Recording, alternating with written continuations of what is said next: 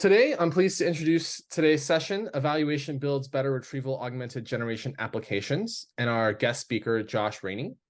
Josh is a core contributor to open source TruLens and the founding developer relations data scientist at Triad, where he is responsible for education initiatives and nurturing a thriving community of practitioners excited about AI quality.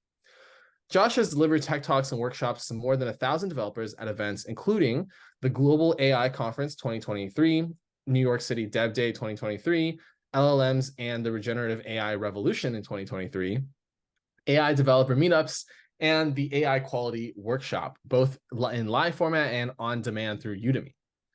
Prior to Truera, Josh delivered end-to-end data and machine learning and solutions to clients, including the Department of State and the Walter Reed National Military Medical Center. Welcome, Josh Rainey. Awesome. Thanks, Eugen. Thanks for having me. Really excited to be here. Yes. Sweet. So as Eugen said, today I'm going to be talking about how evals build better RAGs. So I thought it'd be kind of fun to start off with. I wanted to do a little bit of research, make sure I was really up to speed on everything that Zillows is up to. So I asked my assistant Claude. I said, "Who founded Zillows?" Oh, am I on mute? Yeah, no. But can you share your screen? Oh, yeah. My bad. Thanks. Cool. You can see it now? Yes. Good deal. All right. So I asked my assistant Claude, and I said, "Who founded Zillows?" And I got not really a response. So it didn't know who founded Zillows, but it did say that Zillows is a blockchain company. Eugen, can you fact check this one for me? Yeah. So Zillows is not a blockchain company. We are a vector database company. So yeah, I have no idea how they even came up with this, actually. Yeah, they kind of like try. LLMs are really good at coming up with an answer that seems plausible. And you'll see this a little bit later too. So after I asked who founded Zillows, I also wanted to maybe ask, what does Zillows do? So give me some bullets. When it was founded, where it's headquartered, how much it's raised, what are some like key product offerings, customers, Zillow. So Eugen, I'll ask you to fact check this one again too. Yeah. Let's see. So I guess develop solutions for AI infrastructure and machine learning operations isn't technically wrong. That is not how we officially position, but we do develop a solution for AI infrastructure. We were founded in 2017 and we are headquartered in Silicon Valley, so that's right. The main project is Milvus, and Milvus is an open source vector database. We think that database systems are slightly different than similarity search engines. We've raised more than 43 million now, but I think 5Y at least is correct. I think Hell House is also correct. Let's see what else is on here. We don't have an MLOps hub. We don't have an ML hub for MLOps. Zillows managed Milvus for fully managed Milvus is a very interesting way of describing Zillows Cloud, but that's kind of what it is. Pretty wordy, I would say. Yeah. So this is like somewhat right, somewhat wrong. Okay. So if you remember in the first one, it said maybe with some more context about Zillows, it would know who the founders are. So let's try that again. So ask the same question. And here it gives me 5 names. I'm gonna let Eugen tell me if these are actually the founders. Yeah. So our founder is Charles Xie. And none of these names, I actually just looked this up right before, is none of these people even work at our company. None of these names exist in our company directory. So I have no idea how it came up with these names. Yeah, so large language models are really good at coming up with plausible sounding answers. So it knows Zillows is a Chinese company, so it came up with some Chinese sounding names, and maybe some descriptions of people that commonly found software companies like this. But as Eugen said, totally hallucination. So that's gives me my hot take, maybe slightly less hot now that we've seen this example, is that we should consider large language models to be hallucinatory until we prove otherwise. And why is that, right? So research has optimized models for generalization, and at the same time, it's penalized them for memorization. This leaves us in a really tricky spot where we're asking these models to come up with facts, but also be pretty creative.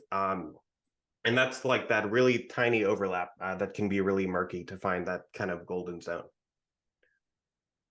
So the solution for this is to focus these models on general tasks. So these general tasks are going to be things like summarization, generating embeddings, doing inference and planning. And then we can leave them memorization to something else. So that something else is going to be a knowledge source. These knowledge sources can be vector databases like Zilliz and Milvus, and they can also be tools such as APIs to a search engine, maybe a lookup with a proprietary database like Yelp or Yahoo Finance. So how do we kind of string this all together? This is kind of like a typical architecture for a RAG. So retrieval augmented generation is kind of the general approach for fitting our vector databases and our knowledge source into our QA applications. So this basically works by starting with the user question. We'll generate a question embedding, and then we'll take that embedding over to our vector database and search for chunks that are nearest to that query embedding. And then we'll retrieve those chunks, return them to our LLM, and then use that LLM or completion engine to return our final response. But there's a lot that can go wrong. So sometimes this retrieval can retrieve irrelevant context. But in other cases, sometimes we get not enough context. And all of these can lead to hallucination. So here's an example where we built a RAG on our website and company docs. So we asked it, who is Shayak, which is one of our founders. So these first few sentences are correct. So it knows Shayak is a computer scientist, got his PhD from CMU, et cetera, et cetera. But then it also throws in this detail about how he's a member of the Bank of England's AI Public-Private Forum. And this is because this information is about another member of our team named Shamik. So Shamik and Shayak were kind of located similarly in the vector space, probably because they were the way they were tokenized. So we retrieved both of these and then fed them to our LLM, and it combined them into a plausible sounding answer. Josh, I want to ask a question here. Yeah. What is the data that you guys gave the vector database to build this this IO thing, this QA thing? Yeah, we like indexed our company website and then the TruLens docs. Ah, okay, cool. So this is the like core problem we built TruLens for. So TruLens is an open source project for tracking and evaluating LLM experiments. And how this generally works is once you've built your application, you can connect it to TruLens to start logging the records. And we'll log the inputs, the outputs, all of the intermediate steps, sometimes called spans that you might want to evaluate and inspect later. We'll add these things called feedback functions to evaluate the quality of our application each time it runs. And then once we've done so, we can explore the records, understand the evaluation results, and iterate and select our best application version that we want to roll with. So where does this fit in the LLMOps stack? So we sit in this observability layer. So TruLens is going to focus on this kind of testing and debugging piece in the development cycle. And then when you need to monitor in production at scale, you can turn to our more managed platform with TruEra. I'm going to ask another question here that I think might result in a hot take. Yeah. Can you go back to that slide? Yeah. This one? Yeah. Yeah. Okay. So you have feature store crossed out here. Mm-hmm. Why? Oh, so this is kind of if you think about the transition from like old MLOps to LLMOps, this is like the changeover. Oh, okay. So the prediction, I guess, or the pattern is you're seeing this pattern in the industry, or is this kind of like a prediction that you have about the way that MLOps or LLMOps is evolving? Yeah, this is kind of the pattern we've seen so far in the industry. So like if we think about like we don't really do a lot of like feature engineering anymore with like these LLM apps, and then in the compute layer, most of the time we're not even training our own models. We're just like using pre-trained models or even calling APIs. Wow. Okay. Very interesting. I hadn't seen that. That's very cool. Nice. Yeah, awesome. Yeah, it's nice to think about kind of where we come and like how it compares to like the old stack. So kind of useful there. Cool. So how do we think about testing these RAGs for hallucinations? So we like to use this thing we call the hallucination triad or RAG triad. And this is going to kind of follow the path of our application each time it runs. From the query to the retrieve context to the final LLM response. So the first thing we want to check is context relevance. So here we want to know, is this context relevant to the query? Are we retrieving the right chunks that we're going to use to answer our question? And then the second thing I want to check here is our response fully supported and like backed by evidence from the context that we're retrieving, or is it kind of hallucinating on top of that evidence? And then the last thing, once I've done those two, I also want to know, is this final answer actually helpful for answering the question? So in some cases, I might ask a question, get the right context chunks and form them into a grounded response, but they still might not answer the question at the end of the day. So kind of checking all three allows us to kind of verifiably check for hallucination. So what are some kind of common failure modes that we can identify here? So the first one I want to show is a retrieval failure. So here we have a RAG built on some Wikipedia data, and I asked, what's the best national park near Honolulu? And it's not able to answer the question given the context. This response is actually like pretty good because it tells us that it doesn't know. But we still want to know like what is the root cause of that like inability to answer. And that's just because we didn't retrieve the right information. So here you can see a screenshot from TruLens at the bottom, where with each of the three chunks we retrieved, an evaluation score on how relevant from 0 to 1 these chunks were, and then also some reasoning on why it got a low or a high score. So if you look at that third one, we see this got a score of 2 out of 10 because the statement provided information about the population of Honolulu, but it didn't mention any national parks. So the second failure mode we often see is a lack of groundedness. So this occurs when the LLM is often hallucinating on top of the evidence we retrieve. So here you can see an example. This is a summarization application where we're feeding it this input from a dialogue between a hotel help desk. And then you see that we have kind of three claims that are being made in the summarization.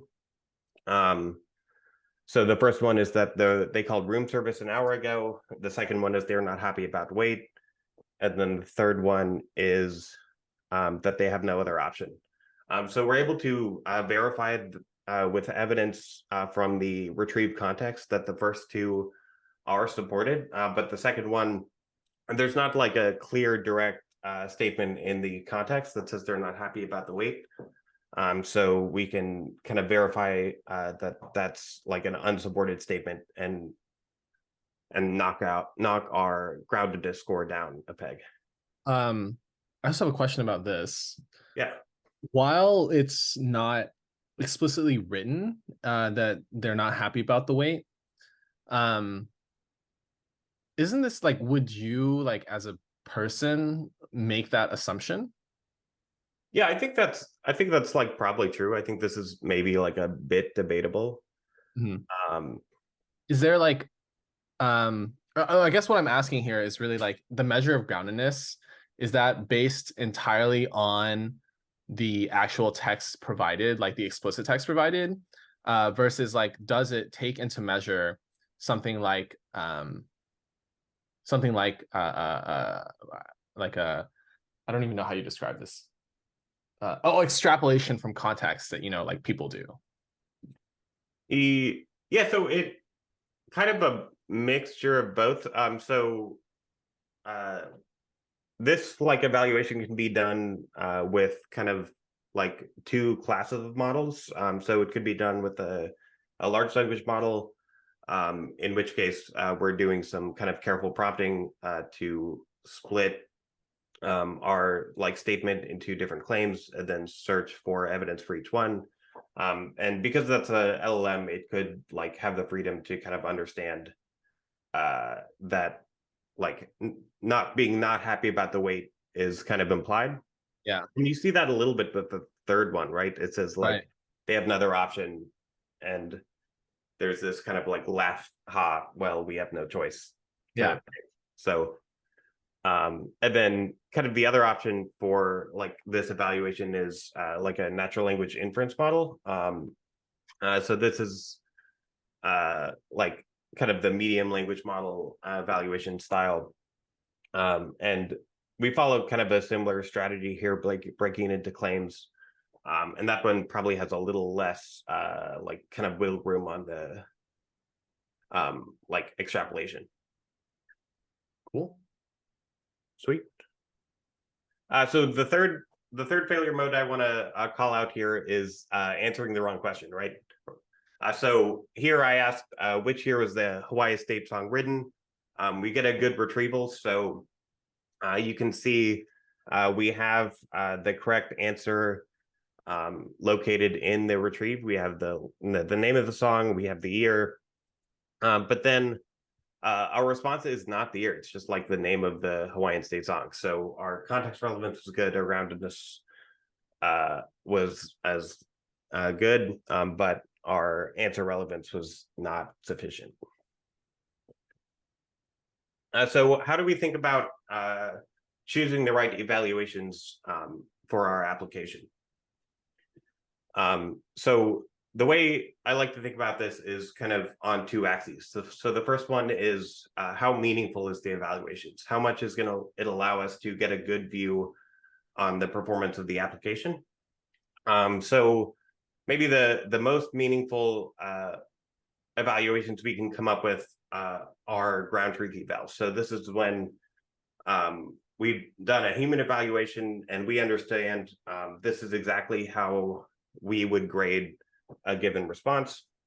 But the problem is these don't scale. So it's really expensive, really time consuming to come up with these human evals. And then additionally, they're not going to be dynamic. So as the queries into your application change, they're not going to reflect that. It's just going to be kind of this like static ground truth eval. And this is like a lot of the problems you see with grading models, like on the Hugging Face leaderboard, for example, right? Like that's using this like static data set, and it's not reflective of your domain. So on the kind of other side, we have traditional NLP evals. So these are like Blue and Rouge. And the problem is with these is while they're really scalable, they're cheap to run. They rely on a lot of like syntactic similarity, and they don't really understand the like semantic comparison. So like they often fail to recognize that two statements are similar when they use different words. And that brings us to kind of our medium language model and large language model evals. So for like simple, more defined, commonly used tasks, medium language models can be really useful. So we talked about groundedness before. We can also do things like identifying the language of text and using that to match across the prompt and the response. We can do things like checking for sentiment. These are all really useful things to do with medium language models. And you see I have them kind of marked a little bit more scalable than the LLMs just because they're cheaper to run. And then lastly, the LLM evals, these are going to be the most flexible They're like very meaningful because we can tailor them to exactly how we want to evaluate our application. So oftentimes it's kind of like useful to mix a bunch of these evaluations when you set up your application. In the early prototyping phase, maybe you want to start with some ground truth evals, but then as you kind of get past your first versions, you want to add in some of these other evaluations. Oh, okay. I also want to pause here. The audience has a question. The audience has asked, how is relevance score calculated? Yeah, so relevance score is kind of through some careful prompting to LLMs. So basically, we'll just kind of insert the prompt and the response into like an F string, and then say how relevant is the response to this question, and then we can also do some few shot examples and say kind of you should give like a lower like score of 0 to 3 for responses that like are not relevant at all, and maybe 4 to 6 is as they are like relevant to part of the question, and then we should kind of reserve those like perfect scores to answers that fully and completely answer and are relevant to the question. So you can tune the relevance based on what you need. Yeah, for sure. Yeah, so if there's like if the like style of like responses that you're getting in your application are tough to grade kind of with like a straightforward prompting, it's like can be useful to like do more of a like a few shot prompting style tailored to the like style of responses that you want to grade for your app. Cool. Wow. Nice. Mm-hmm. Wait, yeah, that was a good question.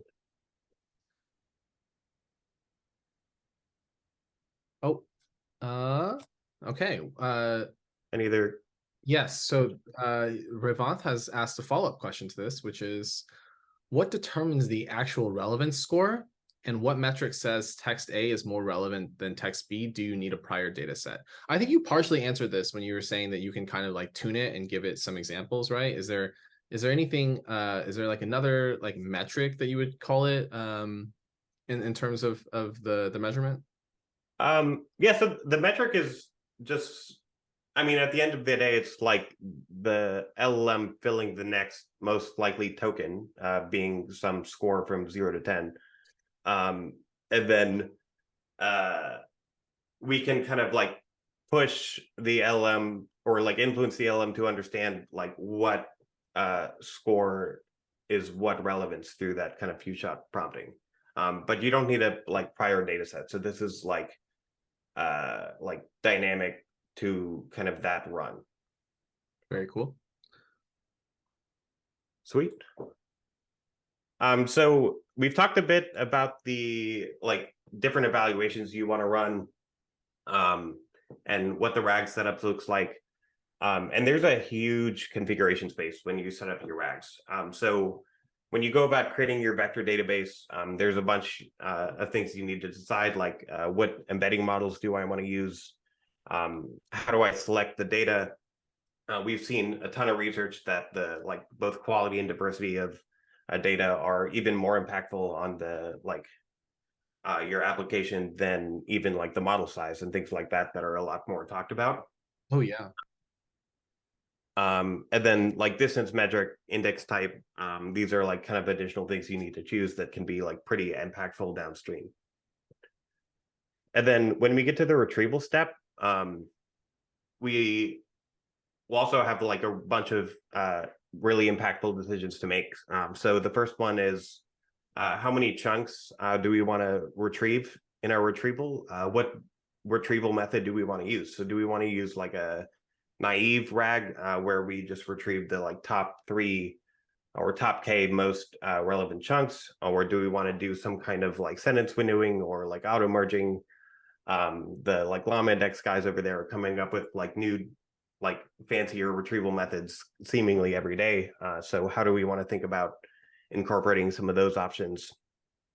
Yeah. And then we can also do more like dynamic retrieval. So using things like re-rankers. So we do our first retrieval, and then once we've like set a k number of chunks, then we can do a re-ranking to decide which ones are the most relevant, and then we can even filter out the least relevant chunks.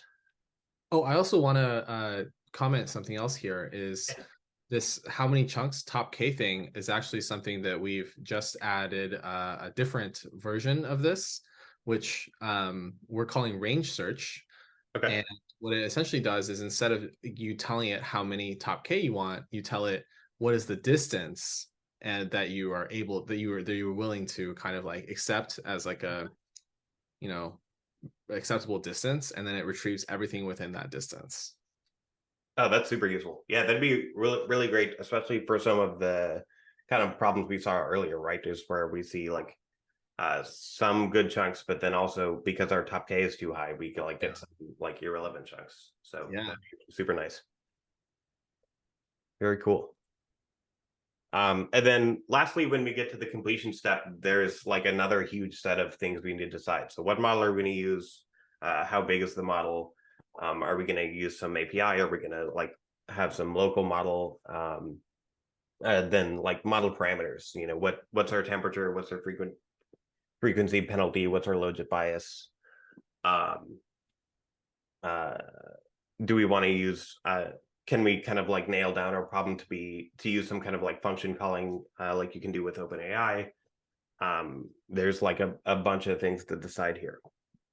So how do you think about across all of these decisions, how do we decide what is the configuration we want to use for application, which one's the most performant, which one is going to give our users the highest quality responses?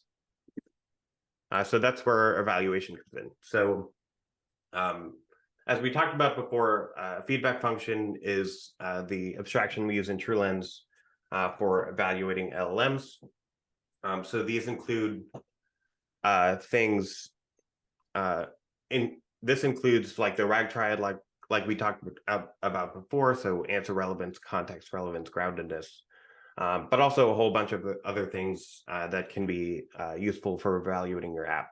So this could be things like summarization quality, prompt sentiment. It's often pretty useful to look at embedding distances as a feedback function, detecting PII, etc. And we can run these feedback functions with any models. So we can use kind of on the left side, we can use like open source models, maybe like Mistral or Meta's Llama. We can use any model from Hugging Face. We have a nice, pretty cool kind of integration with Light LLM, which is kind of the train emoji that you're probably not super familiar with. And what they've done is kind of built this like common standard connector for 100 plus LLMs that always returns the response in kind of the OpenAI style. So it's always going to be in the same place every time. And it's kind of a nice way to connect to a whole bunch of LLMs. And then, yeah. Oh, quick question before you move on from this slide, and you can finish doing this slide first. I actually wanted to just get your opinion on any of these models and which ones, like which open source ones do you like and which proprietary ones do you like? Yeah, so I think I found the like Azure Bedrock OpenAI to be like as on the enterprisey side, very kind of like consistent and kind of same thing for OpenAI. I generally find like GPT 3.5 or GPT 4 to be better at providing evals than like the other models. Interesting. Okay. And I've done a little bit of benchmarking that maybe I can show later in our docs.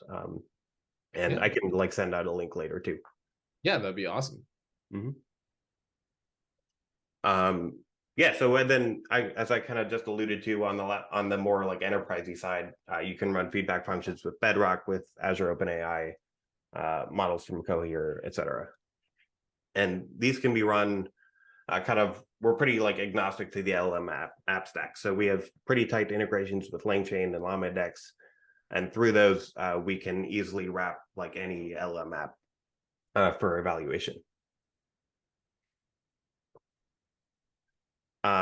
So from here, I'll jump into a notebook a second. Seems like I went slightly too far. So here's the QR code to the notebook I'm going to show from here. So feel free to open it up and pull it up, and I'll give you maybe like a minute to pull up this notebook, and then we can kind of jump into the demo and walkthrough. And this is probably a good chance to take any questions too at this point. Okay, so then I will take a couple questions that seem like they're for me. Let's see. So Frank has, I'll do answer live. Frank has asked, isn't distance related to the top K discussion dependent on the embedding algorithm?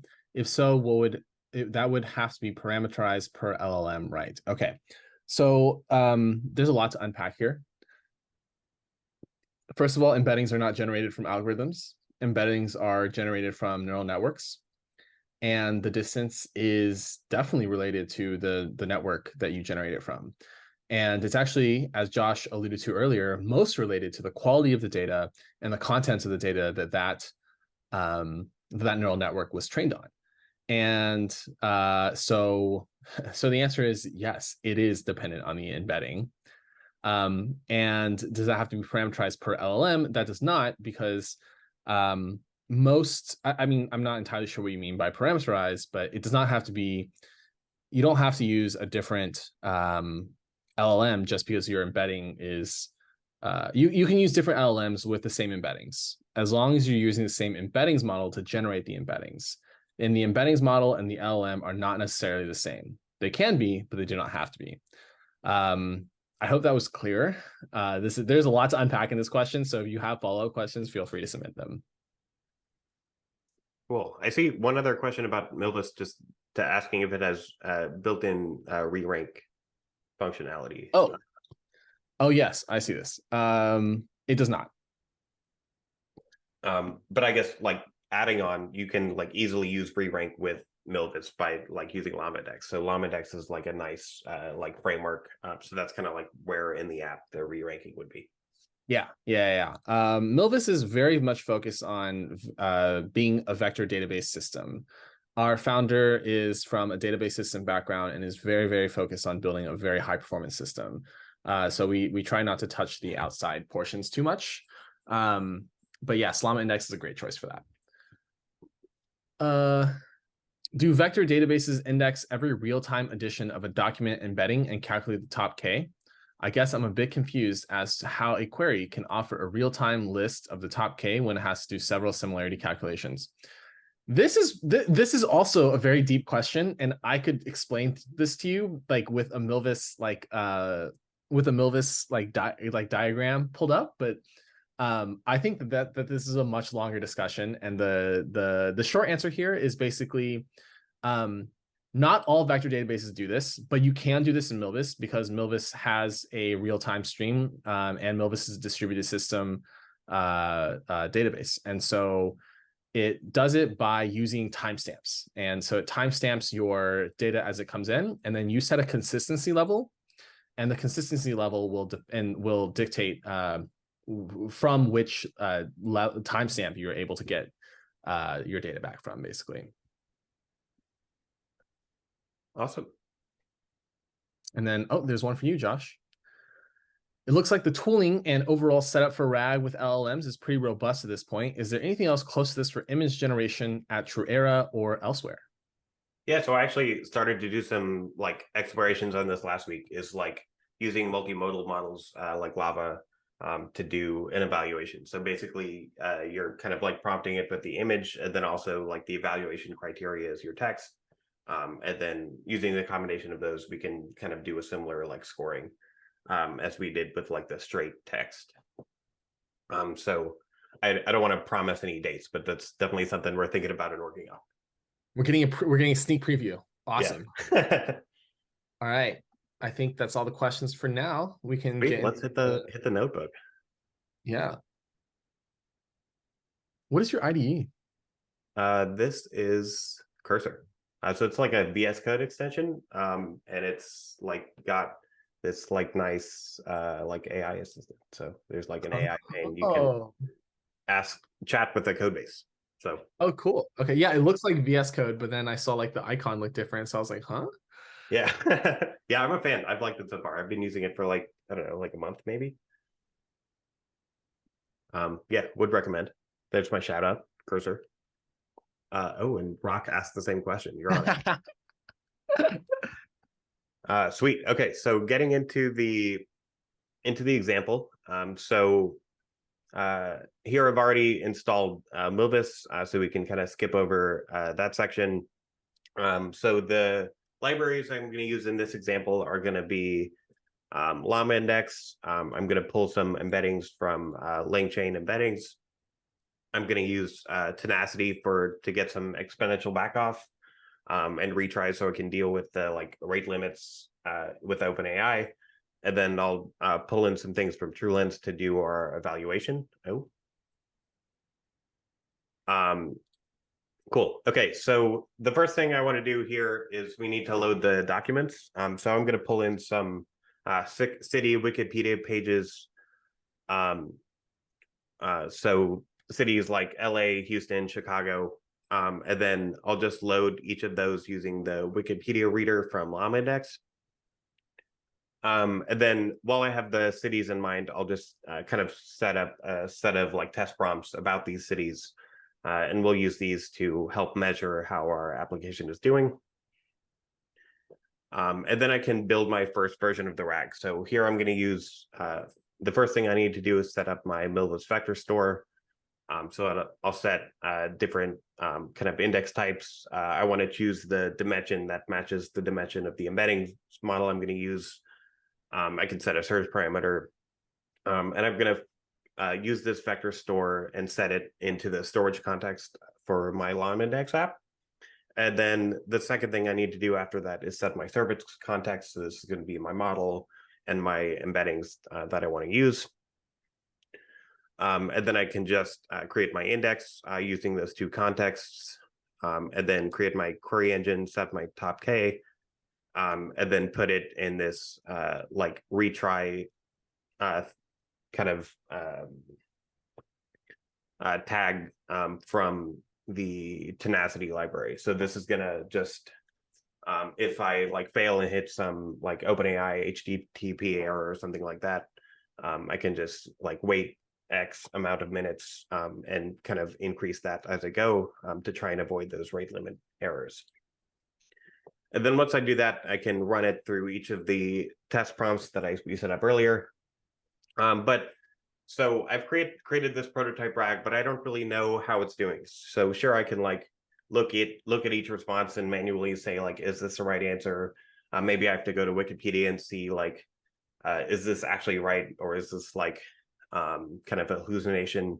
But it's really hard to know kind of off the bat what is the performance for this application.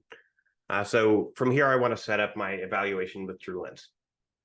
So for TruLens, we're going to set up a lot of these evaluations using OpenAI GPT 3.5. And I found that GPT 3.5 is like plenty good, especially when you give it this like careful prompting that we talked about earlier. There's like not really a big difference in the evaluation quality between 3.5 and 4 with that prompting. And that is a bit of a hot take, I think. I think like with less careful prompting, there is a bigger difference. So you may see other opinions elsewhere. That is a hot take. Yes. Yeah. I see a lot of people saying that GPT-4 is a lot better. So this is, I use GPT 3.5 a lot as well. So this is cool. This is interesting. Yeah, it's cheap, it's fast. Yeah. Yeah, so the first feedback function I want to set here is groundedness. So I'm not going to walk through this whole thing, but I'll call out a couple things. So I'll set my groundedness provider. So that's our model that we're going to use. And then also it's like worth pointing out that I'm pointing to the context. So each time your application runs, we're going to serialize the record or the like JSON. And that's kind of the observability component of TruLens. And then here we're going to point to where in that JSON is the context located. And then this gives us a ton of flexibility to point to different parts of our app. So maybe if you're like building an agent app, you might want to point to like the tool decision. Maybe you want to point to the tool input.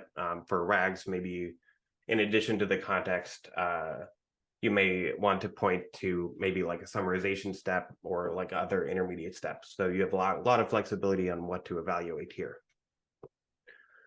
And then other evaluations we're going to do: answer relevance, context relevance. So here we're pointing to the same context. And then also notably, all these evaluations I'm doing with chain of thought reasons. So I'm pointing that out because that does two things that are pretty nice for us. So the first thing it's going to do is just improve the quality of the evaluation. So there's been a lot of research to show that LLMs are a lot better at reasoning when they're prompted to think step by step. So that gives us one benefit. And then the second benefit is that we actually, as humans, get a reason on why a particular record got a low score. And this helps us to understand and like do debugging and figure out what went wrong. The last feedback function I want to show here is embedding distance. So this can be like pretty useful when comparing the different embedding models and trying to figure out which one we want to use.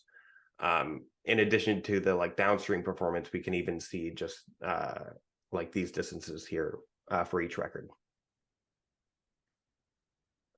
Cool. Okay, so now I've set up my evaluations. The next thing I want to do is set up my configuration space. I think I actually took those out. So here we're going to evaluate two different embedding models, mini LLM and Ada. We'll set two top Ks and two chunk sizes, and then we'll just kind of iterate through them all. Try each application, run 10 records through each app, and then see which one performs the best. Kind of a fun experiment. And then the last thing I want to call out here is that when we set up TruLens here, we're just going to wrap our query engine with this thing called TruLlama. So this is our like llama index integration that does the observability and like instruments your llama index application. And we'll just give it our list of feedback functions that we want to evaluate on each time it runs. So as you can imagine, the whole thing is going to take a bit of time because we're doing like 8 different application versions. So I've done kind of pre-run this for you here. So I can just switch over and show you what this looks like in the TruLens leaderboard.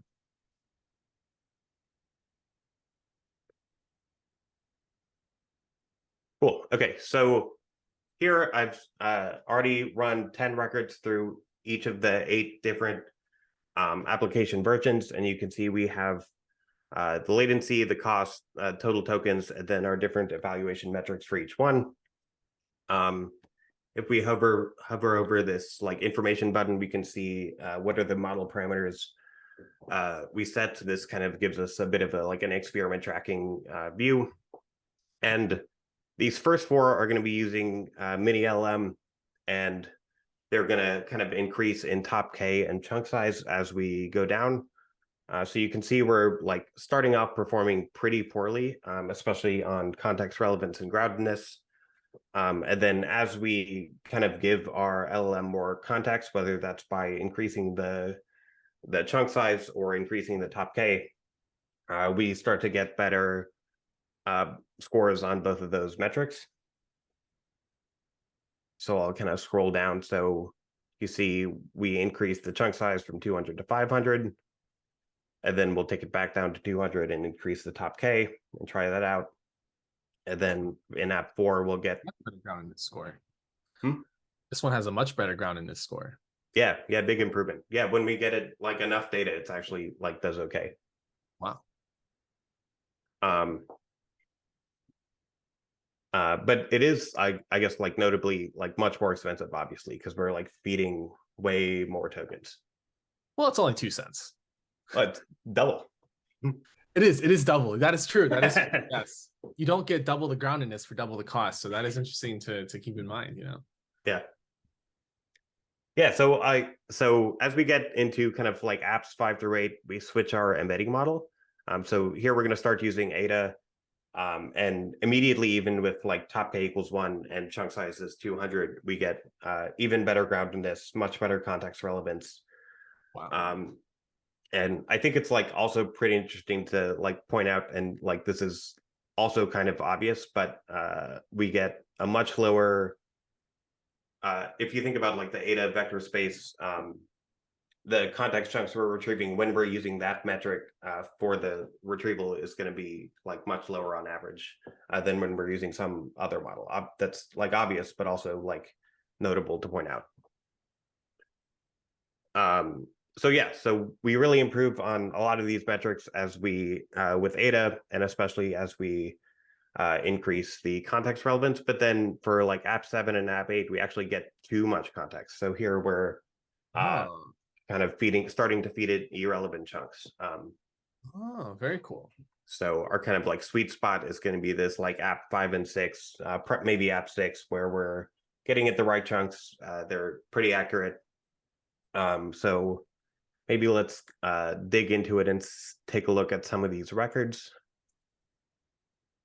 So here you can see each of the 10 questions we asked our application.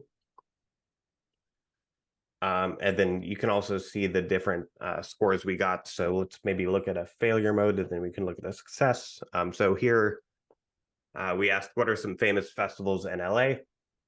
So we got a response that includes some festivals in LA, but if you look at the context we're retrieving, there's like not, these festivals are not in here. So this is like a pretty classic hallucination where even though the answer is like maybe right, it was from the pre-training and not the our RAG. So that's not what we're looking for. And we see that like shown in the context or chain of thought reasoning too, is that our LLM is able to tell us that we didn't have the right information in the context. So if you look at alternatively, maybe one that went really well. So here we asked what pro sports teams are in LA. We get a good answer. And if we look at the context relevance, you see we have all these teams listed in the context. And then we also have this like nice grounded answer where we have the statement sentence, and then we have supporting evidence from the context. So for the most part, we're like pretty happy with this like app 6 version. There's probably some tuning to we can do even farther to like improve those last few records. But in general, we made a lot of strides just by like trying a few different things. The last thing I want to call out on this page, and then we'll go into like more the Q&A, is we have kind of this like instrumentation view on what are all of the different components that happen in your application. So here you can see where we do the retrieval, and then from there you can see where that retrieved context is passed to the LLM. So this can also help you do your debugging to understand what are the different components of your application and where might something be going wrong. Cool. Sweet. So we think we can go to Q&A. I'll just flash up the QR code for TruLens. So we're fully open source. You can find it on GitHub. As the QR there. We love stars. It really gets the people going. And yeah, let's get into Q&A. Yeah, we also love stars on Milvus. So Star them both. Yes. Star button. For use cases with complex schema for your metadata, would you recommend using a traditional database in conjunction with Milvus only for vector search? If so, how would that work? I would say only if you have really complex stuff. If you have like multiple, like if you have something that would regularly cause you to do multiple joins, then you probably want to do that. Otherwise, Milvus stores metadata, so you can store things like the publication date, the author, the title, the where and the text is from, all this stuff in Milvus, and then you can just use a filter. And Milvus's filter is really well designed. It's a bit mask, so it's only linearly adding. I mean, I think it's adding constant time to your search. So yeah, so I wouldn't do it unless you have a really complex metadata. Any thoughts on vector similarity distances, such as Euclidean distance, cosine similarity, or dot product similarity? So Euclidean distance is x squared plus y squared. So there's about 5 calculations going on there. Euclidean distance is really good for oh, it's 5? That's actually 3. What am I talking about? Anyway, Euclidean distance is really good for non-normalized vectors. Cosine similarity is let me go dot product first. Dot product is A times B, the matrix or vector A times vector B, right? The inner product there. And so there's basically, some n number of calculations going on there. This is really good for when you want magnitude and orientation. And then cosine similarity is the normalized dot product essentially. And so this is really good if you already have normalized vectors and you are only looking for orientation. Josh, do you want to comment on this? Yeah, so I think especially in like the very simple example we showed here with the few Wikipedia pages in our vector database, it doesn't make a difference which distance metric you use, but as you get to scale, you definitely want to keep that stuff in mind for sure. Yeah. Are there any other language APIs? I think this one's for you, Josh. Yeah, so I think maybe there's a couple answers to this question. So you could use, as Yushin said earlier, you can use a different language model than the model that's being used for your any embedding model. So they can be the same, they can be different. TruLens can wrap any application that uses any model. So a really popular use case for us is this new model came out. You want to see how does it perform compared to the model I'm using now? Or maybe when I'm prototyping, how do I choose between GPT-4, GPT-3.5? Should I use something open source? And then also, as we talked about, we use language APIs for evaluation. So this can be a huge variety of language models that we've built in. So you can run feedback functions with any model from any of these providers I'm showing on the screen, kind of out of the box. And then we're adding more of these all the time. So I think replicate is the next one that I'm working on. Cool. How well does GPT 3.5 work when evaluating function calling using TruLens? Yeah, so I think just in terms of the evaluation, I think it works pretty well. So maybe I can quickly pull up our docs.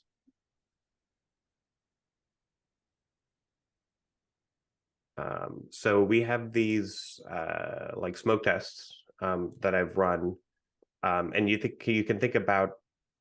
So I actually use TruLens to run these. Oh, cool. Yeah, I see these. Yeah. Oh, so GPT 3.5 is scoring better than GPT-4 on some of these. Mm-hmm. Yeah, that's insane. Mm-hmm. Wow. Okay, very interesting. Yeah.